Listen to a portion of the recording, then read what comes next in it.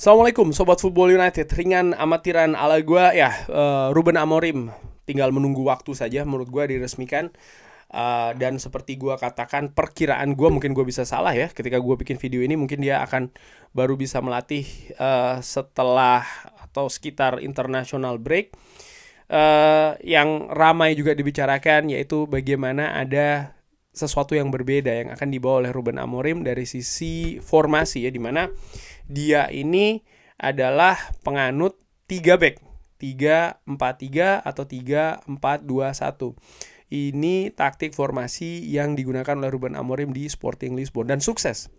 Bahkan salah satu jurnalis dari ESPN.co.uk, Mark Odgen, mengatakan salah satu faktor kenapa Ruben Amorim ini tidak jadi mendarat di Anfield adalah kekakuan dalam tanda kutip Ruben Amorim untuk tetap memakai situasi ataupun formasi 3 back, di mana ya dilihat ini bukan hal yang mungkin cocok ya dari manajemen Liverpool. Itu kabar yang gue tangkap dari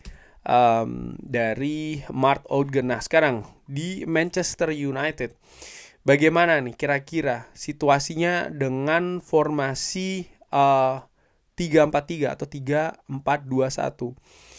Well, menurut gua di musim ini mungkin sulit bagi Manchester United dalam menjalankan formasi itu nanti ya, 3-4-3 itu atau 3-4-2-1 dengan mendatangkan pemain baru. Karena ya Manchester United sudah mengeluarkan uang yang cukup besar di musim panas kemarin, dan juga bagaimana proses menyelesaikan Erik ten Hag, artinya ada biaya kompensasi yang dibayarkan di sana, sekaligus juga mendatangkan Ruben Amorim dari Sporting Lisbon. Ada uang lagi yang dikeluarkan oleh Manchester United, sehingga dengan keadaan seperti ini, menurut gua secara ringan amatiran, kecil peluang atau bahkan hampir tidak ada peluang untuk mendatangkan pemain di musim dingin. Apalagi dengan jumlah besar ya, gue akan sangat kaget kalau itu yang terjadi. Bagaimana dengan musim panas tahun depan? Bisa ya, bisa tidak. Artinya apa? Dengan pemain yang ada saat ini, itulah pemain yang harus dimanfaatkan oleh Ruben Amorim untuk mengisi formasi-formasinya dalam hal ya menjalankan sistem permainan yang diinginkan. Nah, dari WhoScore kalau gue lihat, ada perkiraannya ini adalah formasi Manchester United kemungkinan di bawah Ruben Amorim 3-4-3. Jadi 3 center back ada Leny Yoro, Matthijs de Ligt, Lisandro Martinez, dan cadangannya ada Lindelof, Maguire, dan juga Johnny Evans. Lalu 4 pemain tengah ada Diogo Dalot, Mazraoui di kanan, di kiri ada Luke Shaw, Tyrell Malacia, Harry Amas, Ugarte, Casemiro, Kobbie Mainoo, Christian Eriksen di tengah, dan 3 di depan ada Garnacho, Mason Mount, Anthony. Di tengah ada Rasmus Højlund, Zirkzee, Ethan Whitley, dan di sebelah kiri ada Bruno Fernandes, Marcus Rashford, dan juga Amad Diallo. Ini yang diperkirakan oleh WhoScore. Bagaimana gua memprediksi ya? Gua melihat kemungkinan pertama adalah seperti ini. 3-4-3 kaku. Dengan Matthijs de Ligt, Harry Maguire, Lisandro Martinez ya di kiri, Harry Maguire di posisi center back yang tengah, lalu di kanan ada Matthijs de Ligt, di depannya ada Diogo Dalot, Ugarte, Kobbie Mainoo, Noussair Mazraoui, lalu di sayap kanan depan ada Bruno Fernandes, Rasmus Højlund, dan juga Alejandro Garnacho.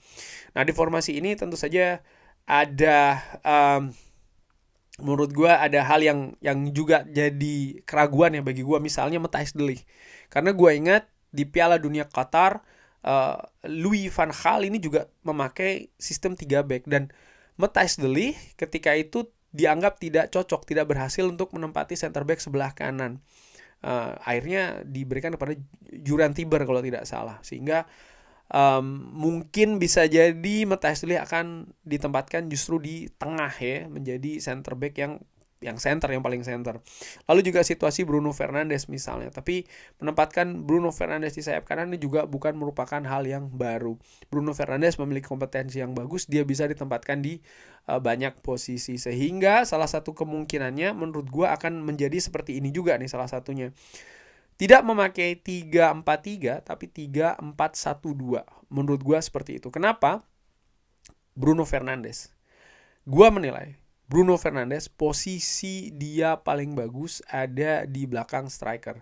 Dan dengan situasi 3-4-1-2, Manchester United memiliki peluang untuk bermain dengan striker, dengan double striker ya di depan, di mana ya mereka memiliki, atau saat ini klub memiliki Joshua Zirkzee dan juga Rasmus Højlund. Tapi pemain-pemain lain misalnya seperti Marcus Rashford, pemain bahkan seperti Garnacho, Amad Diallo, ini bisa juga ditempatkan di posisi itu. Jadi menurut gua ada banyak variasi, ada banyak opsi juga ya untuk posisi penyerang di Manchester United. Ya, Bruno Fernandes bahkan posisinya pun juga bisa digantikan oleh Christian Eriksen, atau ketika sudah kembali nanti Mason Mount juga bisa dimainkan di situ. Dan empat gelandang di belakangnya, Ugarte, Kobbie Mainoo, tidak ada perubahan di sana. Mungkin akan bisa memasukkan seorang Casemiro di sana, ataupun juga Christian Eriksen dimainkan di tengah.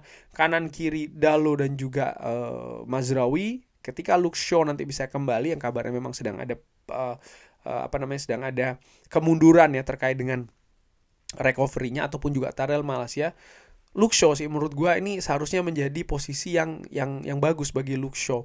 Diogo Dalot pun juga demikian ya, karena kedua back sayap ini gua nilai, ataupun gelandang sayap ya, harus memiliki kemampuan transisi yang bagus, lalu juga kemampuan inverted yang bagus juga. Dan gua melihat baik itu Luke Shaw dan juga Diogo Dalot punya kapasitas di sana. Dan 3 back di belakang dengan digesernya Matthijs de Ligt di center back yang tengah, maka yang kanan ini selain bisa diisi oleh Harry Maguire, juga bisa diisi oleh Leny Yoro. Dan ketika posisi misalnya dikombinasikan menjadi 3-4-2-1, komposisinya juga bisa seperti ini nih, dengan menempatkan misalnya Marcus Rashford yang memiliki kemampuan penetrasi bagus dari second line ya.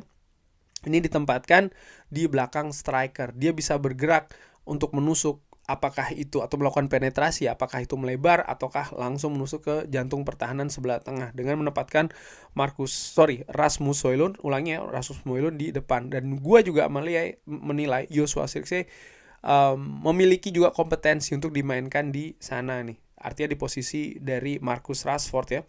Bruno Fernandes tentu saja akan berada di belakang striker, 4 gelandang di belakangnya tidak ada yang perubahan, dan 3 back tengah di belakang tidak ada perubahan juga. Dan ketika Manchester United menyerang, kalau dari yang gue dapatkan informasi,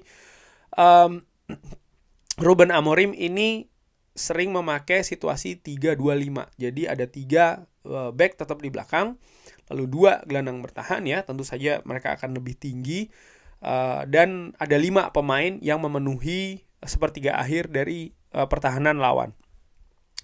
Ruben Amorim suka dengan permainan ketika mereka menguasai possession dan menyerang dengan mendorong garis terakhir itu tinggi ya, artinya 3 back ini kemungkinan akan sampai lini tengah, dan juga 2 gelandang bertahan ya, itu juga tidak dalam posisi bertahan, tapi dalam posisi untuk mensupport 5 pemain serang di depan. Dan kurang lebih situasinya bisa seperti ini menurut gue.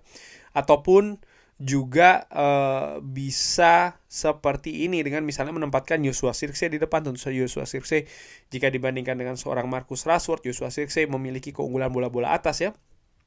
Lalu ada Kobbie Mainoo mungkin yang bisa didorong ke depan juga, sejajar dengan Bruno Fernandes, artinya di posisi gelandang serang mulai dari depan sepertiga akhir dari pertahanan lawan, dengan Diogo Dalot dan juga Nocer Mazraoui lebih terlibat aktif dalam situasi ofensif. Dan ini membuat Leny Yoro ataupun juga Lisandro Martinez bersiap ya untuk bisa melebar.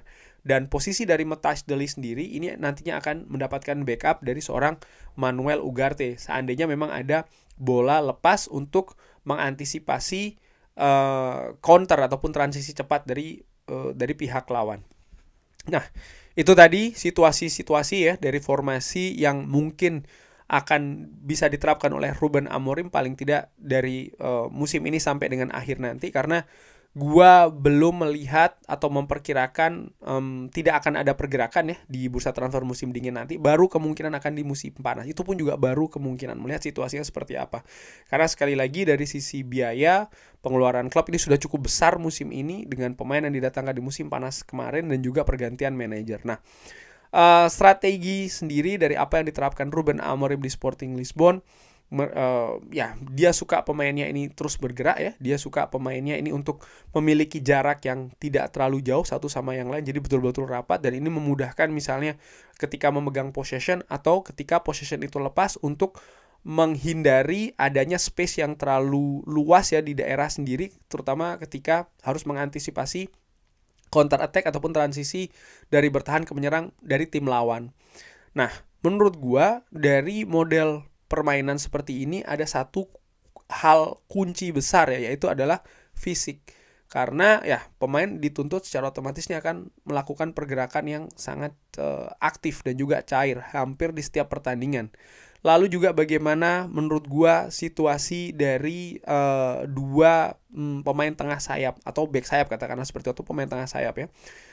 Gua ingat betul di periode-periode sebelumnya ketika ada tim ataupun klub yang memakai situasi 3 back dengan 3-4-3 ataupun 3-5-2, back sayap ini dituntut untuk aktif karena mereka akan memegang kunci betul ini ya dalam menyerang dan juga bertahan. Jadi transisi harus bagus, kecepatan juga harus bagus, agresivitas pun juga harus seperti itu. Apalagi jika dalam situasi saat ini ditambah harus memiliki kemampuan inverted yang bagus juga. Menurut gua jadi ini sangat ya memegang peranan kunci sehingga harus memiliki kualitas juga yang bagus, baik itu teknis maupun juga fisik. Nah, dari situ gua melihat kalau